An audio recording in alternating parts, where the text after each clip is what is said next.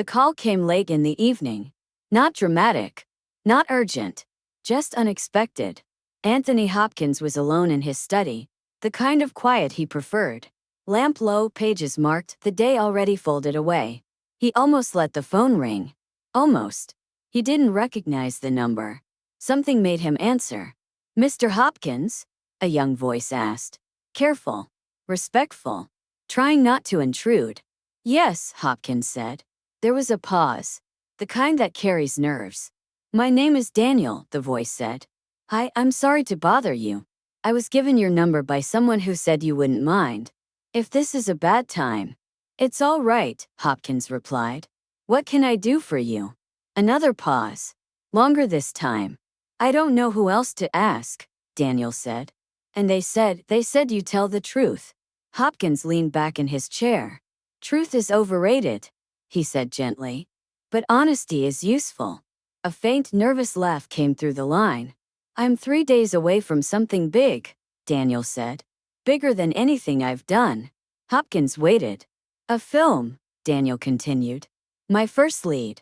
Everyone keeps telling me it's a turning point. That everything changes after."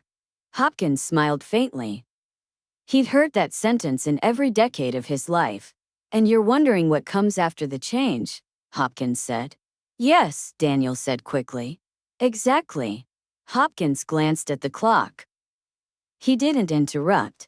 He let the young man speak. "They want me to be more," Daniel said. "More visible. More confident. Louder. They say that's how you survive. That if I don't take what's offered, someone else will." Hopkins closed his eyes briefly. "And you're not sure that's who you are," he said. Daniel exhaled. "No. I don't think it is." The honesty in that admission mattered. "Why me?" Hopkins asked softly. There was hesitation. "Because," Daniel said, "every time I watch you it feels like you didn't rush. Like you chose something slower. Quieter. And somehow survived." Hopkins didn't correct him. He remembered being young. Remembered mistaking speed for destiny. Remembered thinking momentum was something you had to outrun before it left you behind. "What are you afraid of?" Hopkins asked. Daniel answered immediately. "Losing myself," he said. "And wasting time." Hopkins nodded, though Daniel couldn't see it. "Those two fears often contradict each other," Hopkins said. "People who rush usually lose both." Daniel was quiet now, listening. "They tell me I should say yes to everything," Daniel continued. "That discipline comes later. That I can shape it once I've made it." Hopkins opened his eyes. "That's backwards," he said. Daniel inhaled sharply. "That's what I thought. Discipline comes first," Hopkins continued. "Visibility follows. If you reverse it, you'll spend the rest of your life trying to outrun noise." Daniel hesitated. "But what if I disappear?" Hopkins smiled faintly. "Disappearing isn't the danger," he said. "Becoming unrecognizable is." The line settled between them. Daniel cleared his throat. "Can I ask you something personal?" "You already have," Hopkins replied. Daniel smiled through the phone. "Do you ever regret saying no?" he asked. Hopkins didn't answer immediately. He thought of roles declined, of moments stepped away from, of long stretches where the phone didn't ring and he learned to sit with himself instead. "Yes," Hopkins said finally. "Sometimes." Daniel waited. "But I regret saying yes to the wrong things far more," Hopkins added. There was relief in Daniel's breath. "They want me to be everywhere," Daniel said. "To be seen." Hopkins' voice softened. "Being seen isn't the same as being known," he said. "And being known isn't the same as being understood." Daniel laughed quietly. "No one said that to me before." "Most people won't," Hopkins replied. "It's not very profitable." Another pause. "I keep thinking," Daniel said, "that if I don't move fast enough, I'll miss it." Hopkins leaned forward. "Listen to me carefully," he said. "Nothing meant for you arrives at a sprint." Daniel swallowed. "You're sure?" Hopkins was. "The work that lasts," he said, "moves at walking pace. It lets you keep your balance." Daniel was silent for a long moment. "When you were my age," he asked, "did anyone tell you this?" Hopkins smiled sadly. "Yes," he said. I just didn't listen. That answer landed harder than any advice. Then why are you telling me? Daniel asked quietly. Because you asked, Hopkins replied. And because you still have time to hear it. The word time lingered. Daniel thanked him. Not excessively. Just sincerely. I don't know what I'm going to do yet, he said. But I know what I won't. Hopkins nodded. That's usually enough to start, he said. They exchanged goodbyes. Nothing sentimental. Nothing prophetic. The line went dead. Hopkins sat alone for a while after. He stared at the phone longer than he needed to. 3 days, Daniel had said. Hopkins didn't know why that detail stayed with him. He returned to his book. Tried to read. Couldn't. A strange unease settled in. Not fear, not worry. Something quieter. Memory, perhaps. He told himself he'd done what he could. That advice, once given, belonged to the listener. That was true. It had to be. Still, as the night deepened, Hopkins found himself replaying the conversation. Not the words, but the tone. The restraint. The urgency beneath the calm. 3 days. He had no way of knowing what would follow. No reason to believe the call would matter beyond the moment. And yet, years later, when he would speak of regret, not publicly, not often, this would be the conversation he returned to. Not because he spoke unwisely, but because he would wonder, for the rest of his life, whether silence at the wrong moment can echo louder than any advice ever given. The news came the way it always does when it isn't meant to feel real. Not in a phone call. Not in a knock at the door. On a screen. Anthony Hopkins saw the headline the next morning while standing in a quiet hotel lobby, waiting for a car. He hadn't slept well. He told himself it was travel. Age. Nothing more. The headline stopped him cold. A young actor. Accident. 3 days after a private conversation. The name took a second to register. Then it did. Daniel. Hopkins felt the room tilt. Not physically, but internally, like something heavy had shifted its weight. He read the article once. Then again. Each time slower. As if the details might rearrange themselves if given enough patience. They didn't.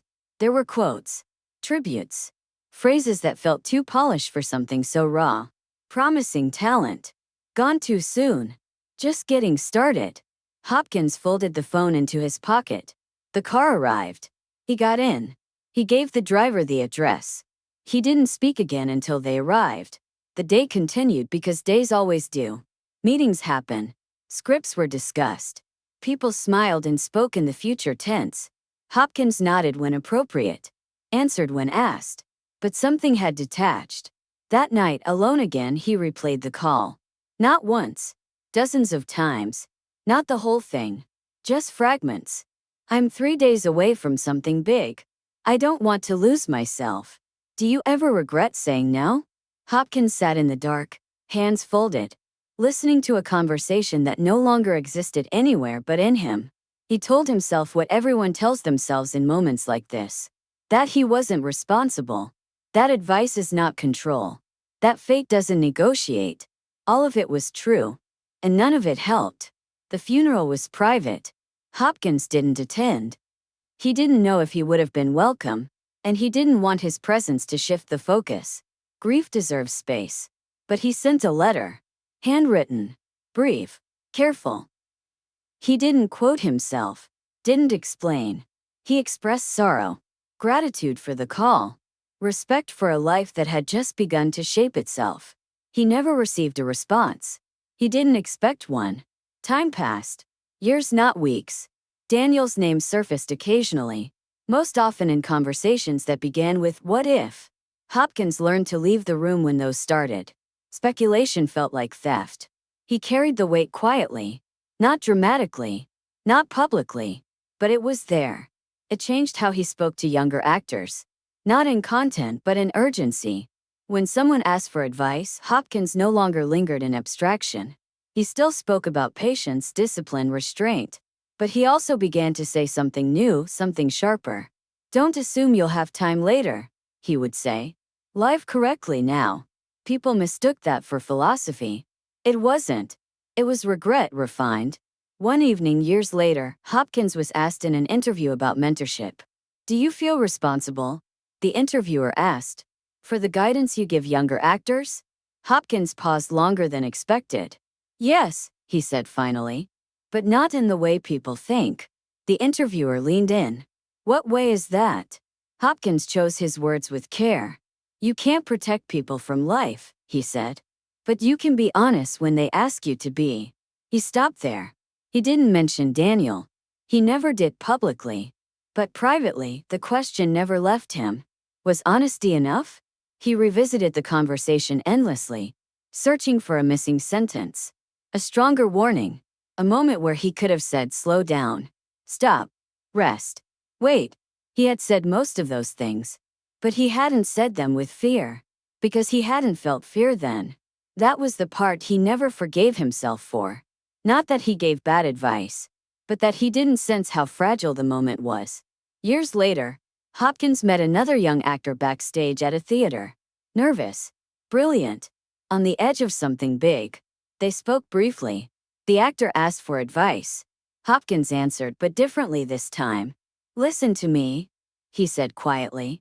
Nothing is worth your health. Nothing is worth your life. If you need to stop, stop. There will always be another role. There won't always be another you. The actor nodded, shaken by the intensity. Afterward, Hopkins sat alone and stared at his hands. He realized then that regret doesn't disappear. It repurposes itself. It becomes vigilance. It becomes clarity. It becomes a refusal to speak lightly when the stakes are invisible. Near the end of his life, Hopkins was asked a question during a small off-camera conversation. What advice do you wish you'd given sooner? Someone asked. Hopkins didn't answer immediately. When silence feels polite, he said finally, don't trust it. The person frowned. What do you mean? Hopkins looked away. I mean, sometimes we soften the truth because we don't want to frighten people, he said. But fear can be useful. It tells you when something matters. He never forgave himself. Not because he believed he caused what happened, but because he understood something too late. That timing is part of truth. And advice given without urgency can still arrive a moment behind reality. Daniel's name never left him. Not as pain. As responsibility. A quiet one. The kind you don't speak of. The kind that reshapes how you live. That was the real aftermath of the call. Not headlines. Not tragedy. But a man who spent the rest of his life choosing words more carefully. Because once, 3 days before everything ended, words had mattered more than he'd realized. And he would never stop wondering whether one more sentence, spoken with more weight, might have changed everything.